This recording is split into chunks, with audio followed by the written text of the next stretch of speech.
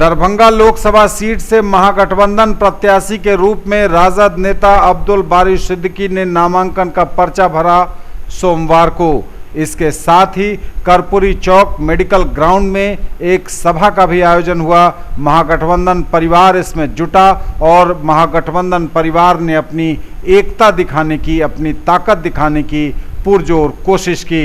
बिहार के पूर्व उप मुख्यमंत्री और राष्ट्रीय जनता दल के नेता तेजस्वी यादव भी पहुंचे उत्साह बढ़ाने महागठबंधन के कार्यकर्ताओं का। तेजस्वी यादव ने अपने भाषण में कर्पूरी चौक के मेडिकल ग्राउंड में नीतीश और मोदी पर जमकर निशाना साधा। कोई हिचक नहीं है कि अब्दुल बारी सिद्दीकी पर कोई उंगली नहीं उठा सकता है। ऐसी शख्सियत जब आपके सुनते हैं और बाद में विपक्षी लोग भी आकर कहते हैं इंसाफ होगा। जय हिंद, जय भारत। तो धन्यवाद। अब हम कुमार गौरव जी जो देवहर समुदाय के राष्ट्रीय अध्यक्ष हैं उनसे अनुरोध करते हैं 2 मिनट। दरभंगा के उम्मीदवार जनाब अब्दुल बारी सिद्दीकी जी, पूर्व विधायक हरे कृष्ण यादव जी, विधायक दरभंगा विधायक ललित यादव जी, बहादुरपुर विधायक भोला यादव जी और प्रदेश से आए हुए राष्ट्रीय जनता दल के युवा के प्रदेश अध्यक्ष कारी सौरभ जी। सच्चे उम्मीदवार, ईमानदार, उसको हम लोग कर्मठ उम्मीदवार को हम लोग उनको भारी मतों से जिता के उनको विजय बनाएंगे।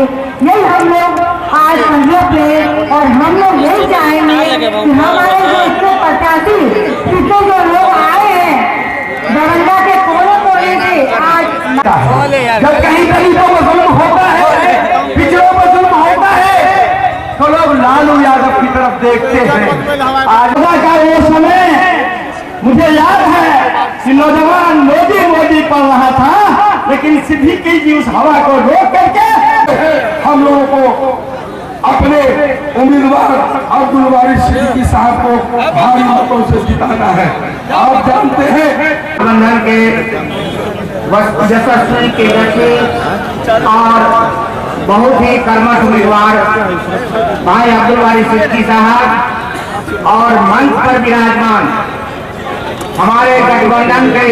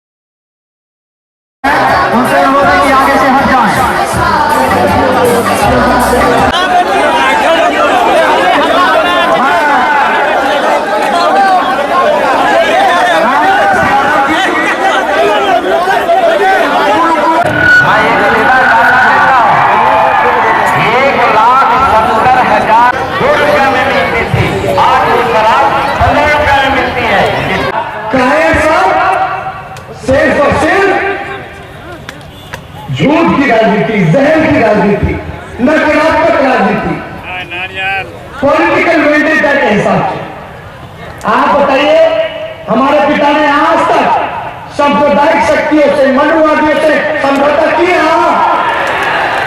कभी नहीं। आज बाल पक गया आप लोगों की लड़ाई लड़ते लड़ते, लेकिन आज भी वो लड़ाई लड़ रहे कि नहीं लड़ रहे? अब बताओ, अस्पताल में बीमार है, मेरी चाचा हमारा छापा पड़ रहा है, और ये सीजन घोटाला हो गया, छापे नहीं पड़ता उनके। मतलब नीतीश जी का तो पाप भूल रह गया बीजेपी में जाने के बाद। तेजस्वी तो बहाना था, बीजेपी में तो जा रहा था।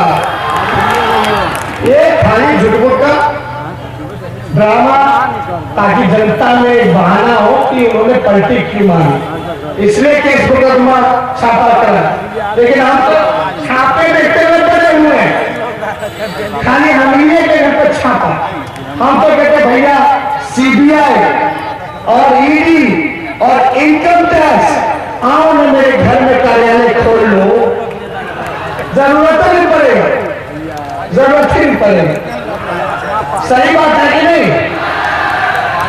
हम पे तो मुकदमा किया जब मुझको नहीं था, 13 साल की उम्र में, तो ज्यादा कुछ हमने कही। देखिए जनता की अदालत में है।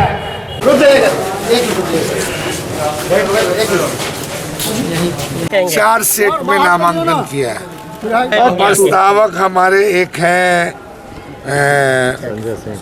अशोक पोद्दार जी, दूसरे प्रस्तावक हैं जय किशोर यादव, पुराने समाजवादी नेता हैं, और तीसरे प्रस्तावक हैं संजय कुमार सिंह, और चौथे प्रस्तावक हैं तारिक।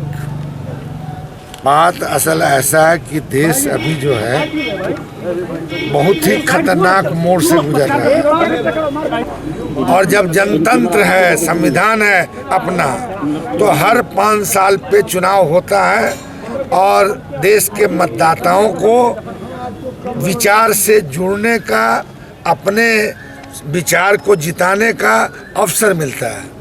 मगर भारतीय जनता पार्टी के एक एमपी साक्षी महाराज ने जो यह बयान दिया कि यह आखिरी चुनाव है 2019 का, यानी कि 2024 से चुनाव नहीं होगा, तो 2024 से चुनाव नहीं होने का जो उन्होंने बयान दिया, तो कोई भी शीर्षस्थ नेता भारतीय जनता पार्टी और एनडीए का इसको खंडन नहीं किया।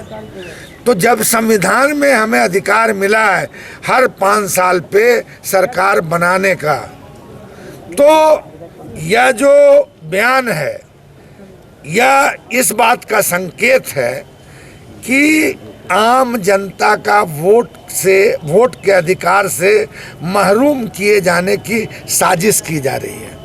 यह साजिश की जा रही है कि संविधान में उलटफेर करके जो डेमोक्रेसी 4 जो प्रियम्बुल है, जिसमें sovereign India, democratic India, secular India और सोशलिस्ट इंडिया, तो ये डेमोक्रेटिक इंडिया, सेकुलर इंडिया और सोशलिस्ट इंडिया को ख़त्म करना चाहते हैं।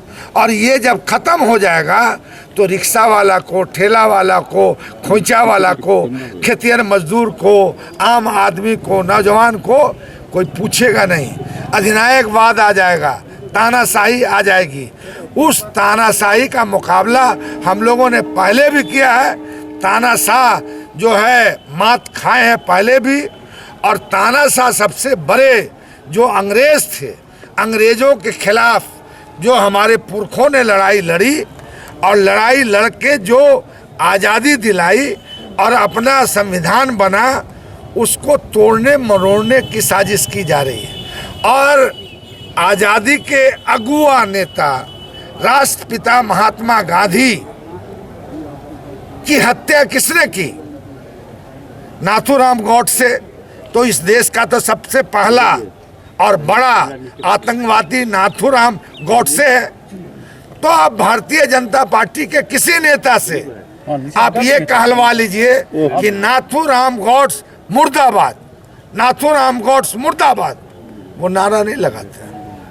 फिर जो भारतीय जनता पार्टी से हमारा मुकाबला है, इस वजह से हमारा किसी व्यक्ति से लड़ाई नहीं, हमारा विचार से लड़ाई है। और हम अपनी निष्ठा और ईमान के बदौलत गठबंधन के उम्मीदवार हुए हैं। और मुझे पूरा भरोसा है कि जो मिथिला की संस्कृति है, जो मिथिला की सभ्यता है, जो मिथिला का रहन सहन है, वो अमन चैन का है, भाईचारे का है, राग का, द्वेष का, घृणा का, नफरत का, उन्माद का नहीं है। तो इस बार के चुनाव में दरभंगा में घृणा, नफरत, द्वेष और उन्माद परास्त होगा। इस वजह से परास्त होगा कि यहाँ की संस्कृति में कोई जगह नहीं रखता है। नहीं, आपको मैंने तो अभी ये मुद्दा बताया, देश की मुद्दा। दरभंगा की अपनी संस्कृति और सभ्यता है। मैं कहूँगा, और हम लोगों ने कोशिश की, हमारे जब रेल मंत्री लालू प्रसाद यादव जी, हमारे जो राष्ट्रीय अध्यक्ष हैं, वो जब रेल मंत्री थे तो उन्होंने सर्वे कराया था मुजफ्फरपुर से दरभंगा रेल खंड का निर्माण का, वो खटाई में चला गया। फिर उन्होंने सर्वे कराया था मुक्तापुर से ये होते हुए अलीनगर, बिरौल होते हुए तारडी, मनीगाछी होते हुए मैं नेपाल के बॉर्डर तक, वो समाप्त हो गया। अब जो है ये जो चीनी मिलें हैं, तो अब तो डबल इंजन की सरकार है, यहाँ भी इंजन वहाँ भी इंजन। तब रैयाम चीनी मिल क्यों बंद पड़ा हुआ है, अशोक पेपर मिल की क्यों दुर्दशा है। तो अब इन चीज़ों को पुनर्जीवित करने का जो मौका इनको मिला था, वो ये नहीं कर सके, जिससे यहाँ के लोग की हालत अच्छी नहीं है। तो हमारी सरकार बनेगी तो इन चीज़ों पर ध्यान देंगे। और दूसरा, मिथिला की संस्कृति, सभ्यता, संगीत, गीत और जो सामाजिक वातावरण है, मिठास, इसकी चर्चा पूरी दुनिया में होती है।